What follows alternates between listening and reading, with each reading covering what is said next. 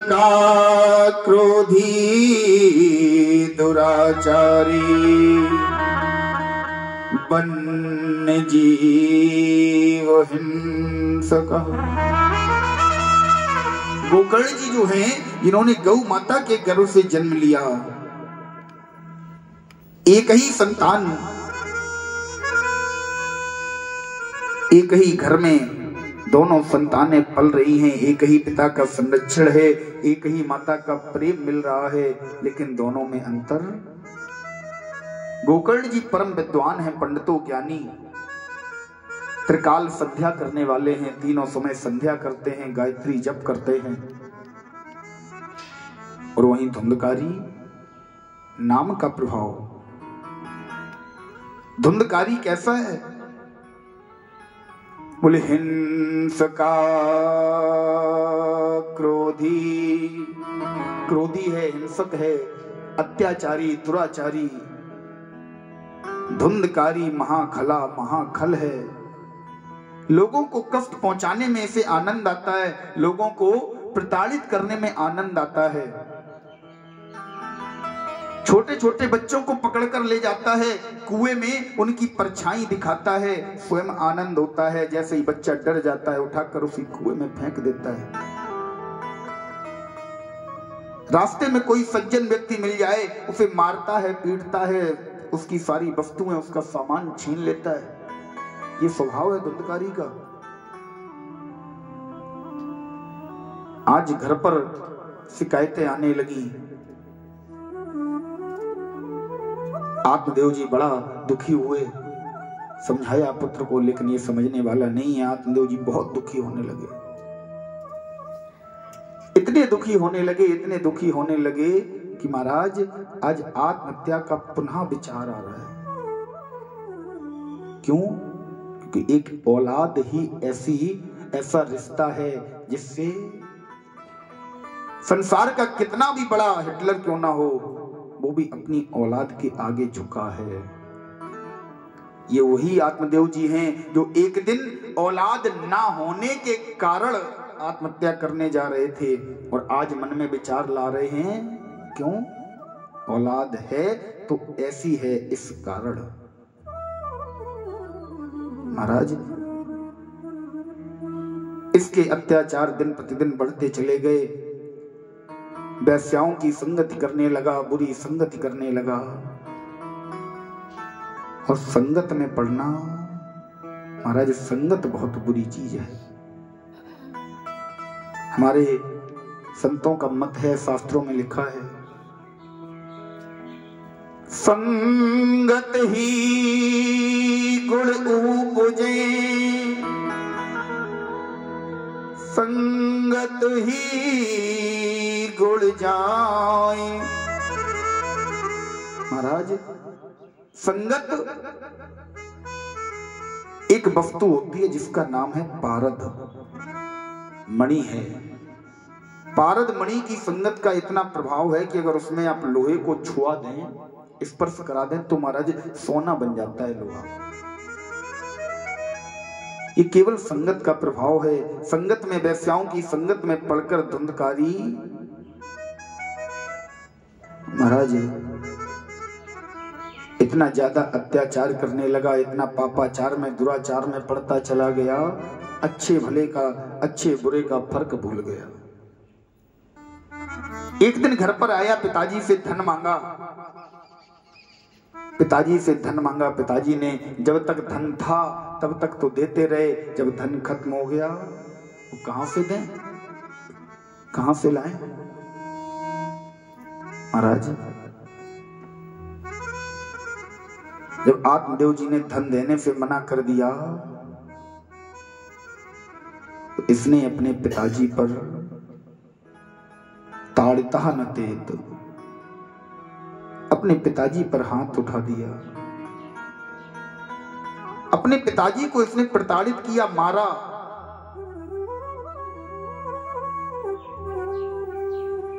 उस समय धुंधकारी की मां धुंधली सामने खड़ी थी, लेकिन धुंधली ने एक शब्द भी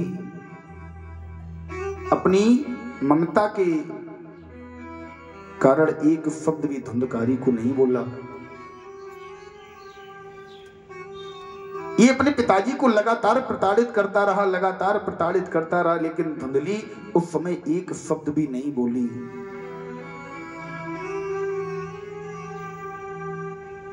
इस कथा से माताओं एक आप लोगों से हाथ जोड़कर विनती है, अगर आपका पुत्र आपके सामने आपके पति को कभी भी ऊंची आवाज में बात करे ना, तो ये मत सोचना कि हमसे नहीं कर रहा है, पति से कर रहा है। अभी इस कथा में आगे आप सुनेंगे, ध्यान रखना, एक दिन नंबर आपका भी आएगा। क्यों? क्योंकि पुत्र को सह देने में, पुत्र को बिगाड़ने में अगर किसी का हाथ होता है तो सब सर्वाधिक माता का होता है। सर्वाधिक हाथ माताओं आपका होता है पुत्र को बिगाड़ने में। आपका पुत्र जिस बात के लिए जिद कर गया, आपने उस जिद को तुरंत पूरा किया, तुरंत। पिता के सामने उसकी हिम्मत नहीं पड़ेगी, पिता से किसी बात को खुल के नहीं कह पाएगा। क्यों? क्योंकि संसार का नियम है, संसार में दो शब्द प्रचलित हैं, एक मां और एक बाप। पुत्र जब अपने मुंह से मां कहता है ना, मां, चाहे पुत्र हो अथवा पुत्री हो, तो मां कहने पर उसका पूरा मुंह खुल जाता है, मां। इसीलिए कोई भी पुत्र, कोई भी पुत्री, कोई भी संतान अपनी मां के आगे अपने हृदय की सारी आकांक्षाओं को प्रकट कर देता है। और बाप कहने में मुंह बंद हो जाता है, बाप कहने में मुंह बंद हो जाता है। कोई भी पुत्र अपने पिता के आगे अपनी सारी भावनाओं को प्रकट नहीं कर सकता। माता के सामने प्रकट कर दी, माता ने थोड़ी सी सह दे दी, बस वही पुत्र। मैं ये नहीं कहता आप अपने पुत्रों को महाराज सुख सुविधाएं मत दो, सुविधाएं दो, सुविधाओं के लिए मना नहीं कर रहा, लेकिन एक अंकुश बहुत जरूरी है। आज का समय, आज का माहौल जिस प्रकार से चल रहा है ना, एक समय वो आएगा और धीरे धीरे आ रहा है कि माता पिता हैं क्या चीज है माता पिता, पुत्रों को पता ही नहीं होगा, भूल जाएंगे। क्योंकि जैसे ही पुत्र का जन्म हुआ, 2 साल 3 साल का बालक, महाराज हमने देखा, पकड़ा दिया माता जी ने फोन। हा?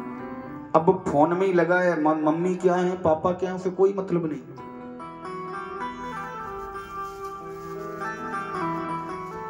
सुख सुविधाएं दो, मैं मना नहीं कर रहा हूं, और उसमें भी, फोन में भी अगर आप आज दुखी हैं कि मेरा बेटा पढ़ता नहीं है, कुछ संस्कार नहीं है, केवल फोन में लगा रहता है, तो उसमें भी गलती कहीं ना कहीं आपकी है। जरा सा बालक रोया, आपने फोन पकड़ा दिया, लो बेटा देखो, अब बेटे को वही आदत पड़ गई। अपने बेटे को कार दो, लेकिन कार के साथ साथ संस्कार अवश्य दो। आज धुंधली कुछ नहीं बोली, आज महाराज धुंधकारी ने अपने पिता को प्रताड़ित किया, अपने पिता को ऊपर हाथ उठाया। आत्मदेव जी जिस औलाद की वजह से उस दिन मरने जा रहे थे कि मेरे कोई औलाद नहीं है, आज वही औलाद पिता पर हाथ उठा रही है, वही औलाद आज आत्मदेव जी को मार रही है। आज फिर घर से निकले, बोले अब मैं इस जीवन का, अब मैं अपने प्राणों का अंत कर दूंगा, इस जीवन का अंत कर दूंगा। रास्ते में निकल कर जा रहे थे, दूसरा पुत्र जिसका नाम है गोकर्ण रास्ते में मिल गया। बोले पिताजी कहां जा रहे हो? आत्मदेव जी ने कहा, आज मेरे पुत्र धुंधकारी ने मुझे प्रताड़ित किया है, इसलिए मैं आज इस जीवन को नष्ट करने जा रहा हूं। गोकर्ण जी ने समझाया, बोले पिताजी कैसा पुत्र, कौन पुत्र कौन पिता जिसे आज तुम अपना पुत्र कह रहे हो, क्या पता अगले जन्म में ये आपका पिता बनकर आया हो। पिताजी ये सारा जीवन अगर कष्ट में आपने रखा है तो केवल एक कारण है इसका, और वो कारण है मोह। आपने अपने पुत्र से मोह लगाया, आपने धुंधकारी से मोह लगाया, आपने मुझसे मोह लगाया, इसीलिए आप दुखी हो। पिताजी इस संसार में कोई किसी का नहीं है, बड़ा सुंदर भाव। कोई किसी का नहीं है। ये जो शरीर है ना, ये जो देह है, ये 5 वस्तुओं का केवल एक पुतला है। देहे अस्थि मांस रुधिरे अविमिते त्यजत्वम्। ये जो देह है, ये अस्थि मांस रुधिर, इनका एक पुतला है पिताजी। गोस्वामी बाबा ने भी लिखा है कि क्षितिजल पावक गगन समीरा। क्षितिजल पावक गगन समीरा। क्षितिजल पावक गगन समीरा। क्षितिजल पावक गगन समीरा। क्षितिजल पावक गगन समीरा। पंच तत्व यह अदम शरीरा। पंच तत्व यह अदम शरीरा। पंच तत्व अदम शरीर। पिताजी, ये हमारी देह केवल 5 वस्तुओं का एक पुतला है। केवल ये एक पुतला है। हमें एक अभिनय मिला है, उस अभिनय को करने हम यहाँ आए हैं। ना कोई किसी का पुत्र है, ना कोई किसी का पिता है, ना कोई किसी की पत्नी, ना कोई किसी का मित्र। पिताजी, गोकर्ण जी कहते हैं, पिताजी मोह मत लगाओ इस संसार में। इसे सपना है, ये केवल इसे हकीकत मत समझो, इसे सत्य मत समझो। न दारा है न भाई है, न कोई मित्र छोना है। न दारा है न भाई है, न कोई मित्र छोना है। न दारा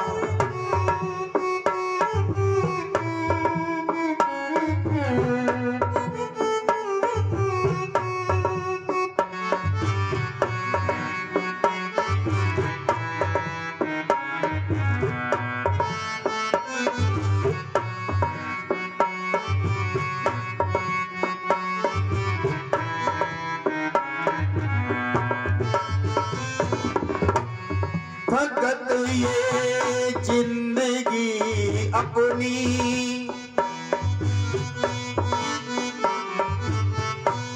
फकत ये जिंदगी अपनी।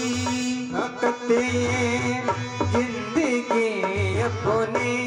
बस मिट्टी का खिलौना है। बस मिट्टी का खिलौना है। न दारा है न भाई है, न कोई मित्र छोना है। न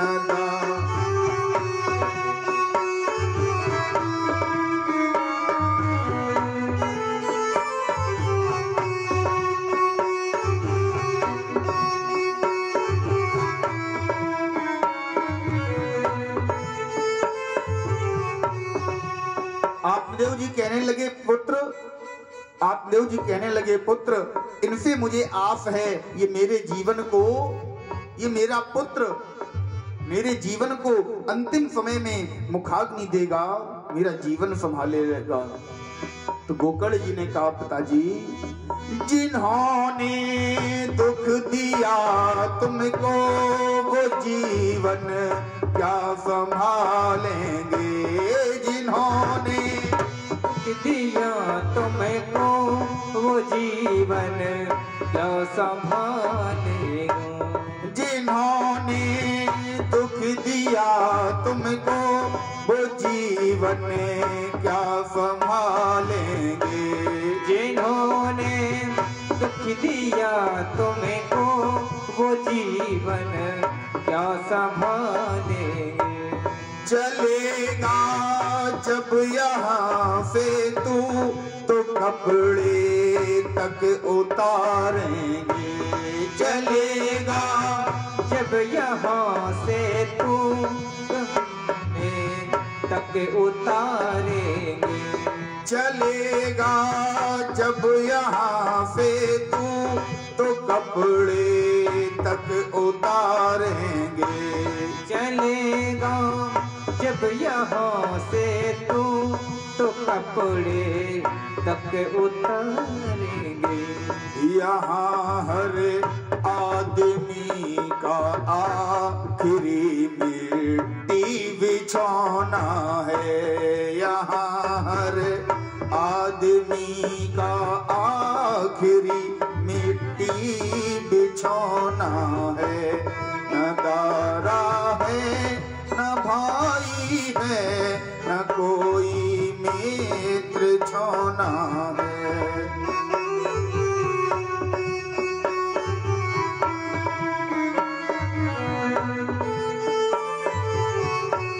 न कोई मित्र छोना है न कोई मित्र छोना है।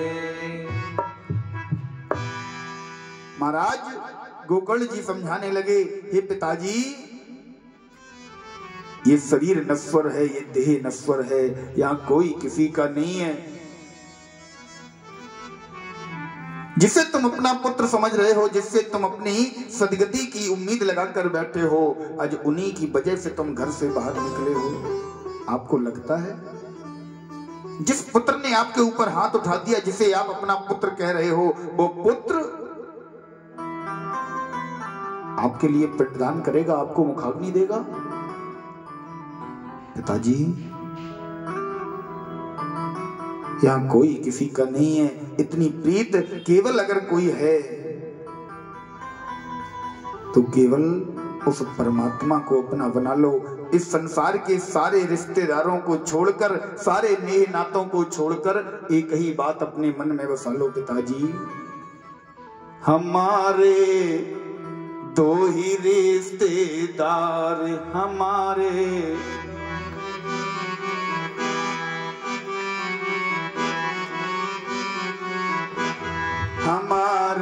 दो ही रिश्तेदार, हमारे दो ही रिश्तेदार, हमारे दो ही रिश्तेदार।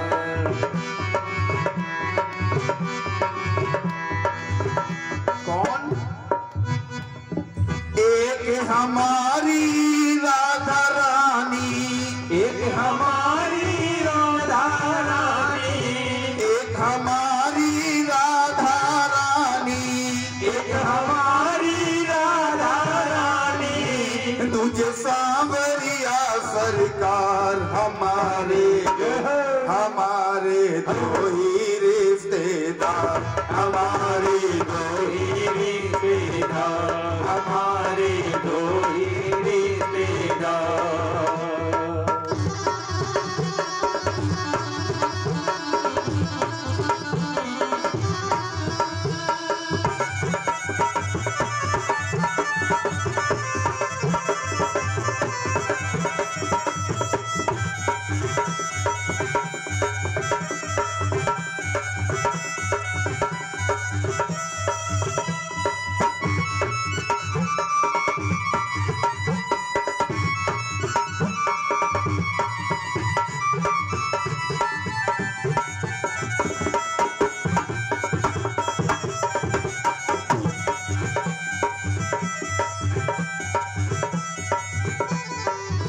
सभी बोलेंगे बड़े भाव से, जिन्हें इनसे अपना रिश्ता जोड़ना है, जिन्हें इन्हें अपना रिश्तेदार बनाना है। हमारे दो ही रिश्तेदार, हमारे दो ही रिश्तेदार, हमारे दो ही रिश्तेदार, हमारे दो ही रिश्तेदार। एक हमारी राधा रानी, एक हमारी राधा रानी, एक हमारी राधा रानी, एक हमारी राधा रानी। तुझे बांके बिहारी सरकार,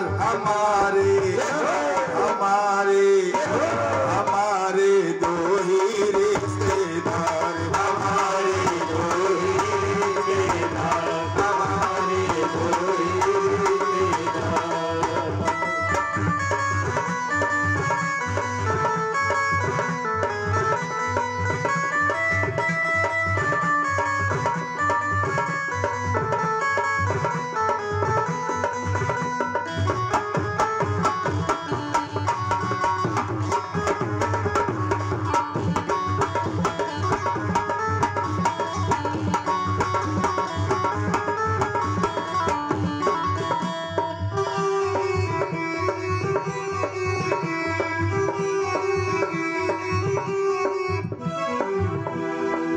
सेठ हमारे बांके बिहारी, सेठ हमारे बांके बिहारी, सेठ हमारे बांके बिहारी, सेठ हमारे बांके बिहारी, सेठानी ब्रजभानु दुलारी, सेठानी ब्रजभानु दुलारी, सेठ हमारे बांके बिहारी, सेठ हमारे बांके बिहारी, सेठानी ब्रजभानु दुलारी, सेठानी ब्रजभानु दुलारी।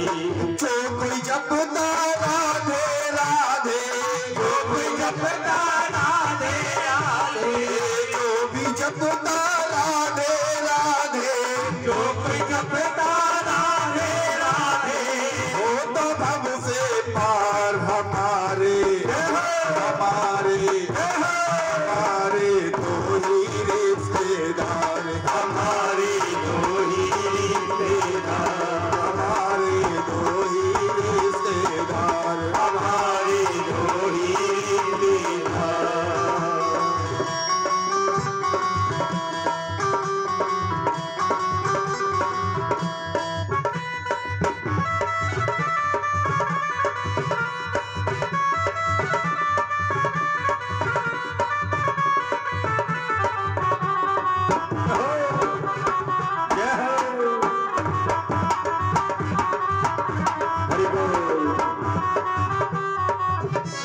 जब संसार के सारे रिश्तों से नाता तोड़कर केवल इनसे कहोगे प्रभु आप ही मेरे सब कुछ हो, आप ही रिश्तेदार हो, तब पता है क्या होगा?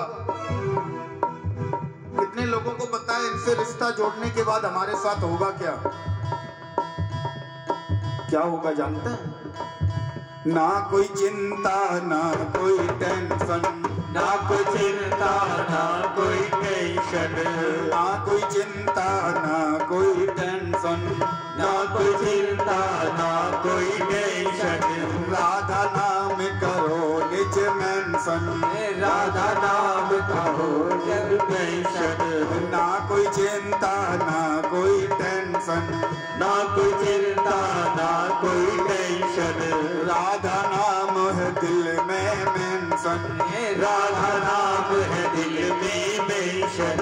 भरी सभा में कह सकते हैं, भरी सभा में कह सकते हैं, भरी सभा में कह सकते हैं, भरी सभा में कह सकते हैं। तू मेरा सरकार हमारे हमारे हमारे दो ही रिश्तेदार, हमारे दो ही रिश्तेदार, हमारे दो ही रिश्तेदार, हमारे दो ही रिश्तेदार, हमारे दो ही रिश्तेदार, हमारे दो ही रिश्तेदार, हमारे दो ही रिश्तेदार, हमारे दो ही रिश्तेदार।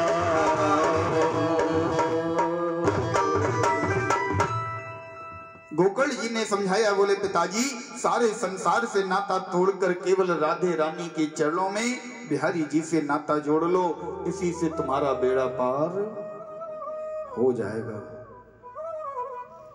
इनसे नाता जोड़ने के बाद इस संसार की कोई भी टेंशन, कोई भी चिंता हमें लेने की जरूरत नहीं है। चिंता करें बलाए हमारी इस माया जंजाल की, आप तो केवल एक ही काम करो, कि बलिहारी बलिहारी बोलो, बलिहारी नंदलाल की। आप तो केवल नंदलाल के चरणों में उसकी जय बोलते रहो, उसके हो जाओ, फिर कोई चिंता करने की जरूरत नहीं है। महाराज आज गोकर्ण जी के कहने पर आत्मदेव जी वन में निकल जाते हैं। इधर धुंधकारी ने देखा पिताजी चले गए, जिनका थोड़ा बहुत भय था। माता तो वैसे ही प्रेम करती है, जब भी पैसे मांगूंगा धन मांगूंगा तुरंत देगी, कभी मना ही नहीं करेगी। ये माता से धन मांगता है, धुंधकारी से धन मांगता है, धुंधली से।